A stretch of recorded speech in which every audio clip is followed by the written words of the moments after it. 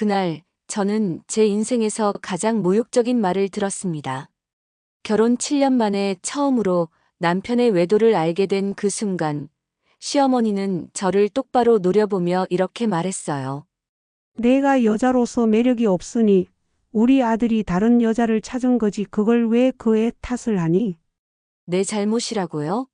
7년간 시댁 농사일까지 도우며 성실하게 살았던 제가 그 사람의 배신도 그 사람의 거짓말도 전부 제 탓이라는 거예요? 제 귀에서는 웅하는 소리가 울렸습니다. 손끝이 저릿하게 차갑고 눈앞이 붉게 번져왔어요. 그 순간 떠오른 건 신혼 때 시어머니가 하셨던 말이었어요. 우리 며느리는 정말 예쁘고 착해서 복 받을 거야. 그때와는 정반대의 말을 하고 계시는 거였죠. 하지만 울 수 없었습니다. 울면 지는 것 같았으니까요. 그리고 무엇보다 제가 정말로 그렇게 못난 사람인지 의문이 들기 시작했어요. 며칠 전만 해도 저는 철석같이 믿었어요. 남편 민수는 회사에서 인정받는 과장이고 야근이 잦지만 가족을 위해 열심히 일하는 성실한 사람이라고요. 매일 밤 11시가 넘어서 들어와도 고생했어라고 말해주면서 등을 두드려주곤 했거든요. 그런데 지난 화요일 평소보다 일찍 들어온 민수가 샤워를 하러 가면서 휴대폰을 거실 테이블에 그대로 두고 간 거예요. 처음엔 그냥 지나치려 했는데 계속 울리는 카톡 알림 소리가 신경 쓰였어요. 혹시 회사에서 급한 일이 있나 싶어서 살짝 봤는데 낯선 이름 하나가 제 눈을 찔렀습니다. 하늘이라고 저장된 이름이었어요. 하트 이모티콘까지 붙여놓고 말이에요. 제 이름은 그냥 수진으로 저장되어 있는데 다른 여자 이름에는 하트를 붙여놨다니. 손이 떨렸지만 메시지를 확인해 봤어요. 오늘 밤 그곳에서 기다릴게요. 당신 없인 하루도 못 버티겠어. 사랑해요. 그 순간 머릿속이 하얘졌어요. 7년 결혼 생활 동안 민수가 저에게 사랑한다고 말한 게 언제였는지 기억도 안 났거든요. 다른 여자에게는 매일 사랑한다고 하면서 아내인 저에게는 한 달에 한 번도 그런 말을 안 하다니. 심장이 뚝 하고 떨어지는 듯 했습니다. 무릎에 힘이 풀려서 주저앉을 뻔했어요. 그런데 바로 그때 화장실에서 물 흐르는 소리가 멈췄어요. 민수가 나올 것 같아서 급하게 휴대폰을 원래 자리에 놓았죠. 제 손이 얼마나 떨렸는지 휴대폰을 2번이나 떨어뜨릴 뻔했어요. 뭐 하는 거야? 내 휴대폰에 왜 손대? 민수가 수건으로 머리를 닦으며 나왔을 때 목소리가 평소와 달랐어요. 뭔가 날카롭고 경계하는 톤이었죠. 그냥 누가 전화 왔나 싶어서. 회사에서 급한 연락 올까봐. 제가 최대한 자연스럽게 말했지만 목소리가 떨리는 걸 숨길 수 없었어요. 이게 뭐야? 이 메시지. 결국 참을 수 없어서 물어봤습니다. 손으로 휴대폰을 가리키면서요. 민수의 얼굴이 순간 굳어졌어요. 그리고는 뭔가 변명거리를 찾는 듯한 표정을 지었죠. 별것도 아닌 거 가지고 난리야. 그냥 회사 사람이야. 요즘 신입 여직원이 업무 때문에 자주 연락하거든. 신입 여직원이 상사에게 사랑해요라고 메시지를 보낸다고요? 그것도 하트 이모티콘까지 붙여가면서요? 저는 바보가 아닌데 그런 말도 안 되는 변명을 하다니. 회사 사람이 사랑한다고 해? 제가 다시 물었어요.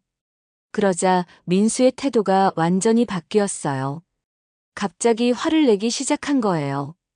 야, 너 지금 나 의심하는 거야? 결혼한 지 7년 됐는데 이제 와서 그런 식으로 나올 거야? 그의 손이 제 손목을 거칠게 움켜쥐었어요. 순간, 아, 이게 가해자의 전형적인 반응이구나 싶었어요. 법무사 사무실에서 일하면서 이런 케이스를 많이 봤거든요. 잘못을 들키면 오히려 화를 내면서 피해자를 가해자로 만드는 수법이요. 뿌리치려 할수록 더 세게 조여왔습니다. 손목에 빨간 자국이 날 정도로요. 그 순간, 아, 이 결혼은 이미 무너지고 있구나라는 생각이 들었어요. 아니, 어쩌면 진작에 무너져 있었는데 제가 모르고 있었던 건지도 몰라요. 저는 도망치듯 친정에 가고 싶었어요. 엄마 품에 안겨서 울고 싶었죠. 하지만 그럴 수 없었습니다. 아버지가 작년부터 당뇨 합병증으로 고생하고 계셔서 이런 일로 스트레스를 드릴 수가 없었거든요. 어머니도 아버지 간병으로 지쳐있는 상황이었고요. 결국 시댁으로 갔어요. 아이러니하게도 가장 마음 편할 곳이 시댁이었거든요. 적어도 시아버지는 저를 딸처럼 아껴주셨으니까. 하지만 시아버지는 5년 전에 돌아가셨고 지금은 시어머니 혼자 그 큰 집에서 살고 계셨어요. 집에 도착했을 때 민수는 이미 와 있었어요. 제 앞에서 휴대폰을 재킷 안주머니 깊숙이 넣으면서 마치 중요한 비밀을 숨기는 것처럼 행동했어요. 시어머니는 제게 큰 술잔을 내밀며 앉으라고 했습니다. 평소 같았으면 물이나 차를 주셨을 텐데 술잔을 내미는 게 이상했어요. 수진아, 내가 너무 차갑게 굴잖아. 남자가 집 나가면 베개에 99은 아내 잘못이야. 시어머니의 첫마디부터 제게 책임을 돌리는 거였어요. 마치 이미 민수에게서 상황을 다 들은 것 같았어요. 그것도 민수 편에서만 들은 일방적인 이야기를요. 어머님, 지금 그게 말씀이세요? 민수가 바람을 피운 게 제 잘못이라고요? 제 목소리가 떨렸어요. 7년간 명절 때마다 나물 무치고 전 부치느라 새벽까지 일했던 것, 농사일 도우러 새벽 5시에 일어났던 것, 시아버지 병수발 들면서 밤잠을 설쳤던 것들이 주마등처럼 스쳐 지나갔거든요. 시어머니가 피식 웃었어요. 그 웃음이 얼마나 차가웠는지 지금도 잊을 수가 없어요. 바람이란 말은 너무 심하다. 잠깐 한눈 팔 수도 있는 거지. 여자가 남편을 꽉 붙잡지 못했으니 그렇게 된 거야. 요즘 젊은 여자들은 다 예쁘고 애교도 많은데 너는 결혼하고 나서 너무 무뚝뚝해졌어. 그 말이 제 가슴에 못을 박는 것 같았습니다. 무뚝뚝해졌다고요? 집안일에 시어머니 뒷바라지에 직장일까지 병행하느라 지쳐서 그런 건데 그것도 제 잘못이라는 거예요? 하지만 그 순간 제 마음속 어딘가에서 차가운 불씨가 피어올랐어요. 분노라기보다는 뭔가 각성하는 느낌이었죠. 아, 이 사람들은 끝까지 저를 희생양으로 만들 생각이구나라는 걸 깨달았거든요. 그래요, 제가 못 붙잡았으니 잃었죠. 하지만 그 순간 문득 이런 생각이 들었어요. 잃은 건 제가 아니라 이제 곧 당신들이 될 거예요. 왜냐하면 저는 법무사 사무실에서 일하는 사람이고 이런 상황에서 어떻게 대처해야 하는지 누구보다 잘 알고 있거든요. 실제로 저는 강남에 있는 대형 법무사 사무실에서 7년째 일하고 있어요. 처음에는 단순한 서류 정리 업무로 시작했지만 지금은 가사소송과 상속 분쟁 업무를 전담하고 있거든요. 하루에도 수십 건의 이혼 소송 서류와 재산 분할 계약서를 다뤄요. 남들이 숨기고 싶은 약점이 뭔지, 작은 틈 하나만 잡아도 판도가 어떻게 완전히 바뀌는지 익히 봐왔습니다. 특히 외도 증거를 숨기려는 사람들의 패턴, 재산을 빼돌리려는 사람들의 수법까지 너무 잘 알고 있어요. 남편과 시어머니는 전혀 몰랐죠. 그동안 제가 얼마나 조용히, 차분히, 그리고 전문적으로 모든 것을 기록하고 관찰하고 있었는지를요. 그들에게는 그저 순한 며느리 수진이로만 보였을 테니까요. 며칠 후 남편은 외출 준비를 하다 무심코 말을 흘렸어요. 이번 달에 그쪽 투자금만 잘 정리되면 우리도 해외 좀 나가보자. 투자금이라고요? 그는 항상 돈이 없다고 했는데 어디에 그런 큰 돈이 숨어 있었을까요? 그리고 저는 기억했습니다. 시어머니가 자랑하듯 말하던 그 재산들을요. 그런데 이상하게도 모든 서류는 아들, 즉 제 남편 명의로만 돼 있던 것을 말이에요. 밤늦게 혼자 울다 문득 생각했습니다. 혹시 엄마라면 이런 상황에서 뭐라고 하셨을까? 이미 세상을 떠난 친정엄마 목소리가 귓가에 맴도는 듯 했어요. 그 순간 설명할 수 없는 직감이 스쳤습니다. 지금은 무너진 것처럼 보여도 모든 건 다시 세울 수 있다는 예감. 그리고 언젠가 저들을 무너뜨릴 기회가 온다는 확신이요. 그 다음 주부터 저는 완전히 다른 사람이 되었습니다. 겉으로는 아무렇지 않은 척 했어요. 평소처럼 아침밥을 차려주고 점심 도시락도 싸주고 저녁에 돌아온 민수에게 고생했어라고 말해주기도 했죠. 하지만 속으로는 차근차근 그리고 매우 전문적으로 증거를 수집하기 시작했어요. 법무사 사무실에서 배운 모든 노하우를 동원했어요. 통화 기록부터 시작해서 신용카드 사용 내역, 주차비 영수증, 심지어 톨게이트 통과 기록까지. 민수가 어디서 누구와 무엇을 했는지 시간대별로 정리했어요. 다행히 저희는 가족 공동 계좌를 쓰고 있어서 모든 지출 내역을 확인할 수 있었거든요. 그리고 제가 가장 잘하는 일을 했어요. 서류 작업이요. 모든 증거를 날짜 순으로 정리하고 법적으로 유효한 형태로 문서화했어요. 나중에 법정에서 써먹을 수 있도록 말이에요. 직장 동료 미경이 어느 날 말했어요. 수진아, 요즘 뭔가 다르네. 더 차분해진 것 같고 일 처리도 더 꼼꼼해진 것 같아. 그래요? 그냥 정신을 좀 차렸달까요? 저는 대수롭지 않게 답했어요. 미경이 알 리 없겠지만 저는 이미 남편의 외도 상대가 누구인지 알아냈어요. 그리고 더 중요한 건 그 여자가 단순한 불륜 상대가 아니라는 충격적인 사실까지 발견한 상태였어요. 그 여자의 이름은 김하늘, 27세, 부동산 중개업소 직원이었어요. 그런데 이상했습니다. 어떻게 부동산 직원이 명품 가방을 들고 다니고 강남 한복판의 오피스텔에서 살 수 있을까요? 더 파다 보니 충격적인 사실을 발견했습니다. 김하늘 명의로 된 부동산이 3건. 모두 제 남편이 투자했다는 그 지역들이었어요. 그리고 계약 날짜를 보니 모두 지난해부터 시작된 일이었습니다. 설마 이럴 리가. 단순한 바람이 아니라 계획적인 사기였구나 하고 깨달았어요. 토요일 오후 시댁에 인사를 드리러 갔습니다. 시어머니는 평소와 다름없이 저를 차갑게 맞았어요. 아직도 그 일로 속상해하니? 남자란 원래 그런 거야. 내가 너무 예민한 거 아니냐? 어머님, 혹시 민수가 요즘 투자하는 일 아세요? 시어머니의 표정이 순간 굳었어요. 투자? 무슨 투자? 우리 아들이 그런 돈이 어디 있어. 그 순간 시어머니의 표정 변화를 놓치지 않았습니다. 뭔가 숨기고 있다는 확신이 들었어요. 그럼 어머님이 아들 명의로 해놓으신 재산들도 잘 관리되고 있겠네요. 시어머니가 당황하며 말했어요. 그건 어떻게 알았니? 바로 그 순간이었습니다. 시어머니가 실수를 했다는 걸 깨달았어요. 평소 같았다면 무슨 재산? 그런 거 없다고 잡아댔을 텐데 오히려 어떻게 알았냐고 묻는 걸 보니 역시 뭔가 있구나 싶었죠. 그날 밤 남편은 또 늦는다며 연락을 했습니다. 하지만 저는 이미 그의 위치를 추적하고 있었어요.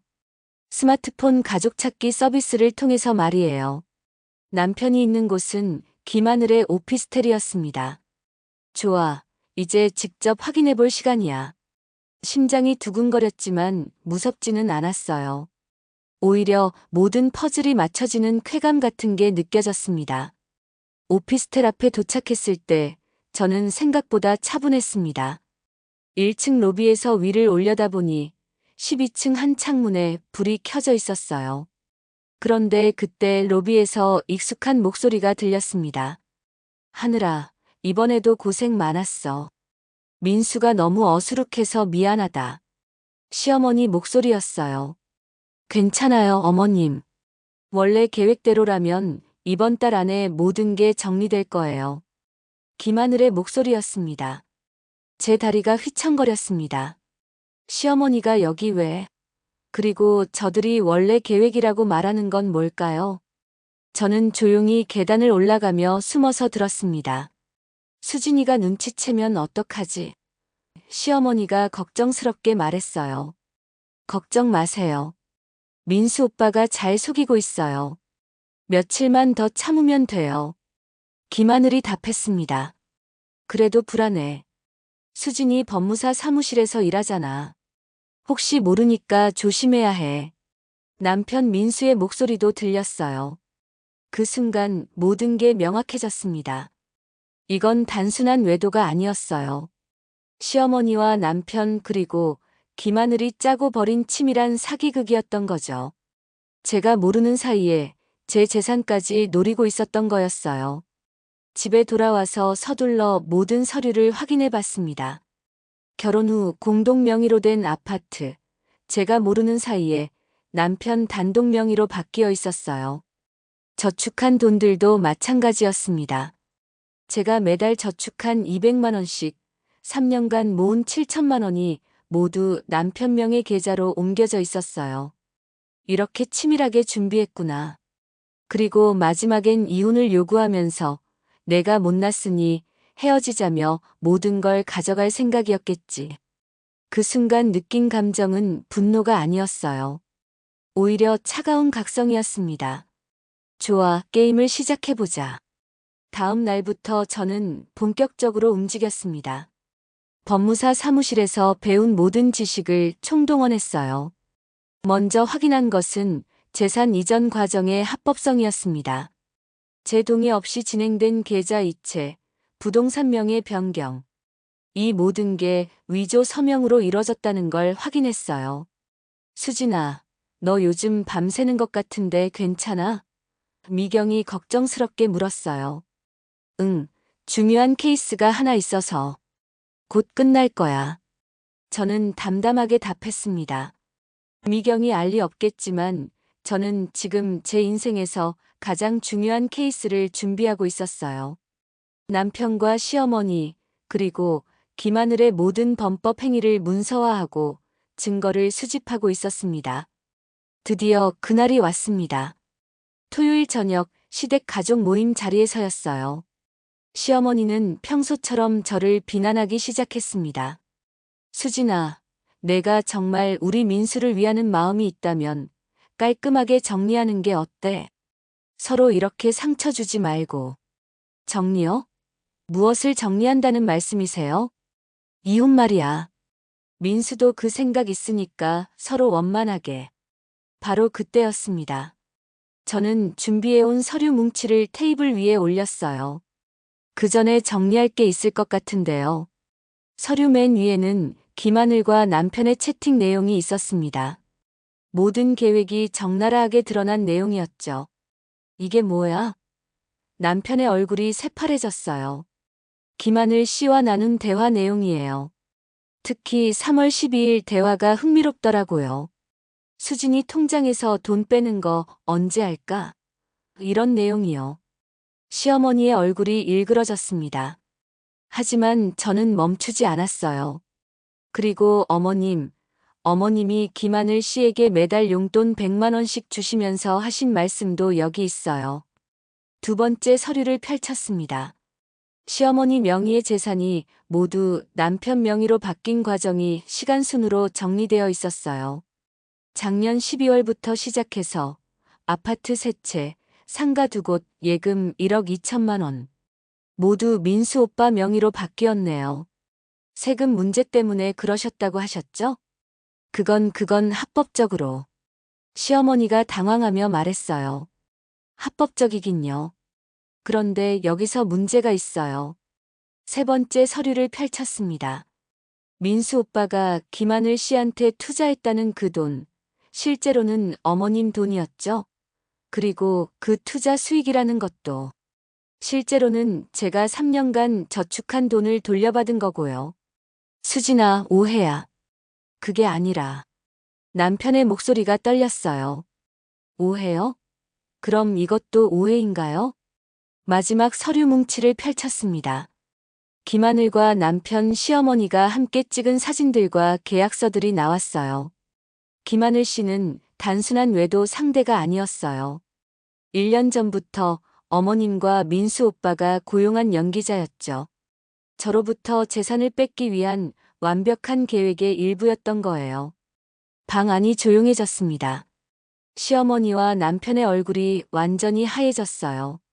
그런데 한 가지 놓친 게 있어요. 저는 마지막 서류를 꺼냈습니다. 법원 고발장이었어요. 저는 법무사 사무실에서 일해요. 위조, 사기, 배임 같은 범죄를 구별하는 일이 제 전문이죠. 수진아, 우리끼리 얘기해보자.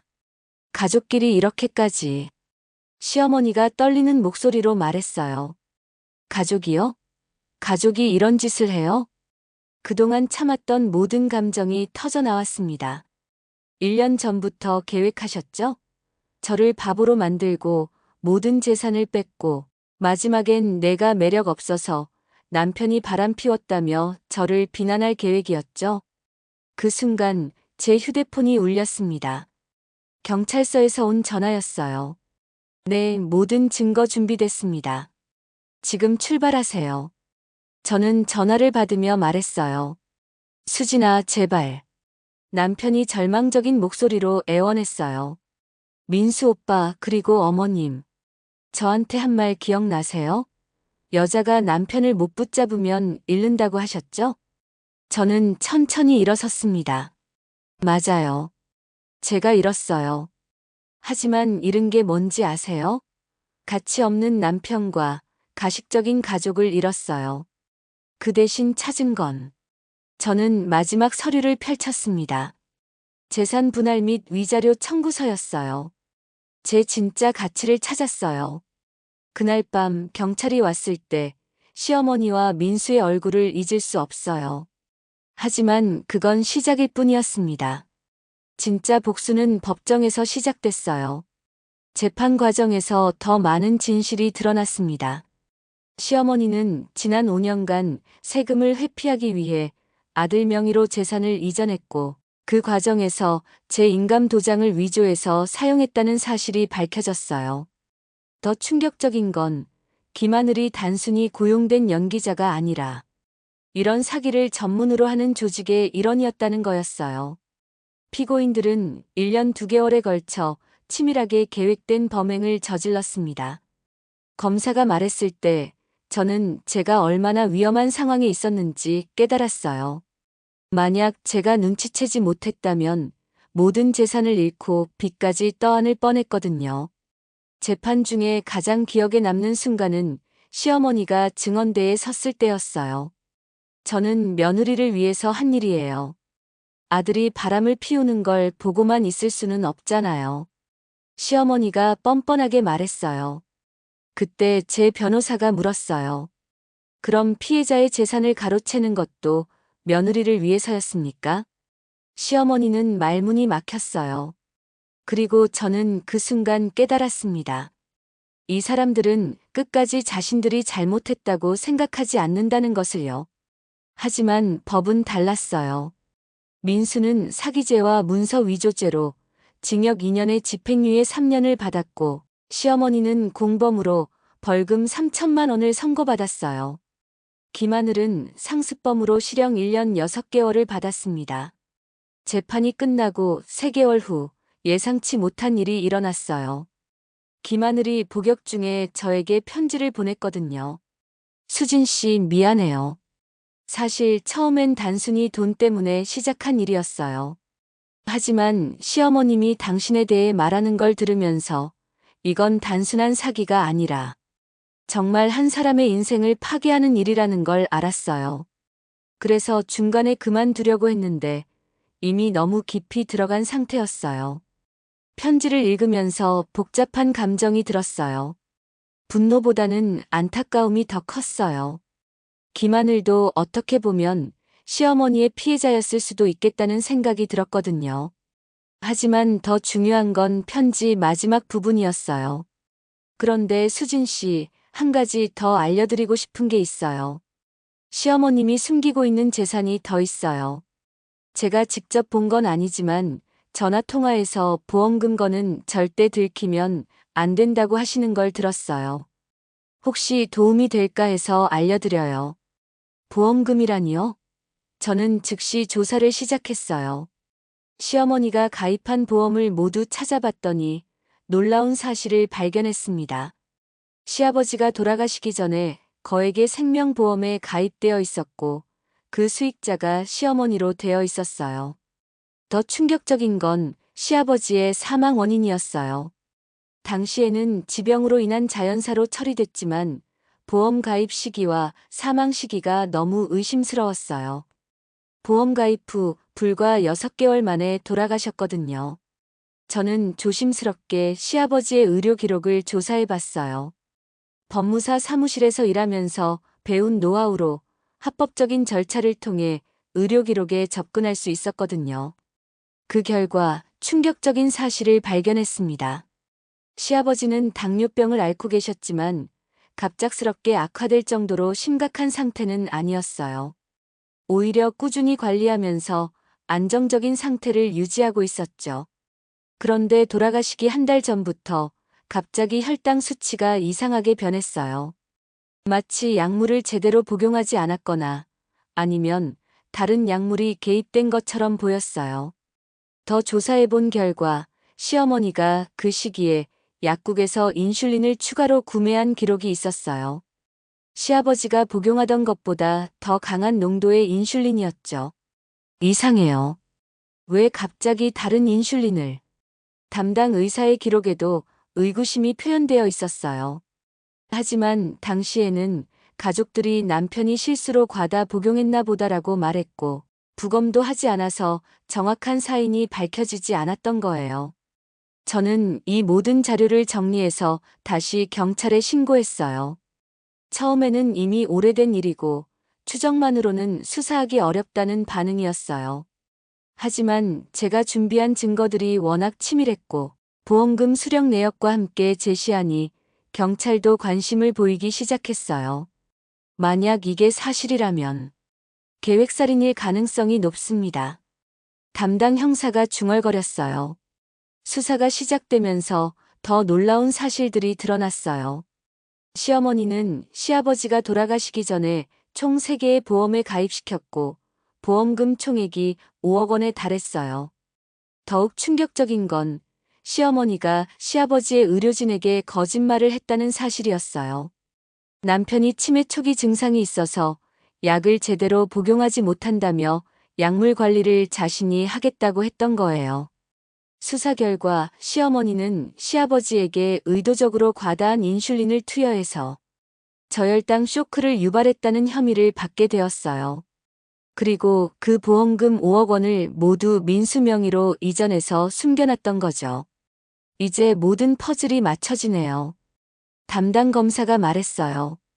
시어머니는 남편을 살해한 후 그 돈으로 며느리까지 속이려고 했던 거군요. 재수사가 시작되면서 시어머니는 더 큰 혐의를 받게 되었어요. 살인죄와 보험 사기죄가 추가된 거죠. 그런데 이 과정에서 민수의 태도도 완전히 바뀌었어요. 처음에는 어머니가 그럴 리 없다며 시어머니를 변호했지만 증거가 명확해지자 충격에 빠졌어요. 저는 정말 몰랐어요. 아버지가 그렇게 돌아가신 줄. 민수가 법정에서 울면서 말했어요. 하지만 저는 그의 말을 믿을 수 없었어요. 보험금이 민수 명의로 이전된 것도 제 재산을 빼돌린 것도 모두 시어머니 혼자서는 할 수 없는 일이었거든요. 민수 씨도 보험금 이전에 대해서는 알고 있었죠? 검사가 추궁했어요. 그건 어머니가 세금 때문에 그런다고 해서. 민수가 더듬거렸어요. 결국 민수도 보험 사기 공범으로 추가 기소되었어요. 그리고 시어머니는 살인죄로 무기징역을 구형받았어요. 1년 후 모든 재판이 끝났어요. 시어머니는 1급 살인죄로 무기징역을 선고받았고 민수는 보험 사기와 배임죄로 실형 3년을 받았어요. 김하늘은 사기죄로 2년을 선고받았죠. 그리고 저는 모든 재산을 되찾았을 뿐만 아니라 보험금 5억 원과 위자료 3억 원까지 받게 되었어요. 시아버지의 진짜 유족은 저였으니까요. 하지만 무엇보다 값진 건 시아버지의 억울함을 풀어드릴 수 있었다는 거였어요. 시아버지는 생전에 저를 정말 딸처럼 아껴주셨거든요. 그런 분이 자신의 아내에게 살해당하고 그 돈으로 딸 같은 며느리까지 속이려 했다는 사실이 얼마나 억울하셨을까요? 재판이 끝나고 시아버지 산소에 인사를 드리러 갔어요. 아버지, 이제 편히 쉬세요. 억울함을 모두 풀어드렸어요. 그날 유난히 바람이 따뜻했어요. 마치 시아버지가 고생했다고 말씀해 주시는 것 같았어요. 이제 저는 완전히 새로운 삶을 살고 있어요. 법무사 자격을 취득해서 독립개업을 했고, 주로 가정폭력과 사기 피해자들을 돕는 일을 하고 있어요. 제 경험이 알려지면서 비슷한 상황에 처한 분들이 많이 찾아와요. 그분들을 도우면서 제가 겪었던 고통이 헛되지 않았다는 걸 느껴요. 선생님 덕분에 새로운 인생을 시작할 수 있었어요. 의뢰인들이 고마워할 때마다 제 선택이 옳았다는 확신이 들어요. 며칠 전에는 출소한 김하늘이 찾아왔어요. 많이 야위어 있었지만 눈빛은 예전보다 훨씬 맑아져 있었어요. 수진 씨, 정말 죄송해요. 그리고 고마워요. 고맙다니요? 저를 완전히 망가뜨리지 않고 새로운 기회를 주셔서요. 만약 선생님이 더 강하게 처벌을 요구하셨다면 저는 정말 다시는 사회에 나올 수 없었을 거예요. 김하늘은 이제 사회복지 관련 일을 하고 있다고 했어요. 자신과 같은 실수를 하는 사람들을 돕는 일이라고요. 언젠가는 제가 도운 사람들에게 선생님 이야기를 해줄 거예요. 진정한 용서가 무엇인지 보여준 분이라고요. 그 말을 들으니 가슴이 뭉클했어요. 복수는 상대방을 무너뜨리는 게 아니라 모든 사람이 더 나은 사람이 될 수 있도록 돕는 것이라는 걸 새삼 깨달았거든요. 2년이 지난 지금 저는 정말 행복합니다. 제 법무사 사무실은 희망 법무사 사무실이라는 이름으로 어려운 상황에 처한 사람들에게 희망을 주는 곳이 되었어요. 얼마 전에는 제 이야기가 드라마로 제작되기도 했어요. 진정한 복수는 용서라는 메시지가 많은 시청자들에게 감동을 줬다고 하더라고요. 가끔 길에서 민수를 마주칠 때가 있어요. 많이 초췌해진 모습이지만 예전처럼 피하지는 않아요. 오히려 먼저 인사를 건네기도 해요. 수진아, 미안해. 지난번에 만났을 때 그가 말했어요. 이제 다 지난 일이에요. 새로운 시작을 하세요. 저는 진심으로 말했어요. 그리고 시어머니, 무기징역을 선고받고 복역 중이지만 가끔 면회를 가기도 해요. 처음에는 저를 원망하는 눈빛이었지만 시간이 지나면서 조금씩 변하고 있어요. 수진아, 내가 옳았어. 내가 너무 큰 죄를 지었구나. 최근 면회에서 시어머니가 말했어요. 이제라도 깨달으시면 됐어요. 아버지께 용서를 구하세요. 저는 담담하게 답했어요. 때로는 끝이 새로운 시작이 되기도 해요. 제 이야기가 그 증거입니다. 인생에서 가장 어두웠던 순간이 결국은 제가 진정으로 원하는 삶을 찾게 해준 전환점이 되었거든요. 그 모든 고통과 배신이 있었기에 지금의 제가 얼마나 소중한지 알 수 있게 되었고, 진짜 저를 위해 살아가는 방법을 배울 수 있었어요. 그리고 무엇보다 비슷한 고통을 겪고 있는 사람들에게 도움을 줄 수 있는 사람이 되었어요. 혹시 지금 비슷한 상황에 있는 분이 계시다면 이 말씀을 드리고 싶어요. 무너지는 게 끝이 아니라는 것, 그리고 당신 안에는 생각보다 훨씬 강하고 현명한 힘이 있다는 것을요. 그 힘을 믿고 진짜 당신을 위한 선택을 하세요. 분명히 새로운 시작이 기다리고 있을 거예요. 그리고 기억하세요. 진짜 승리는 상대방을 무너뜨리는 게 아니라 자신이 더 나은 사람이 되는 거라는 걸요. 그리고 그 성장을 통해 세상을 조금 더 따뜻한 곳으로 만드는 거라는 걸요. 제가 그 산 증인이니까요.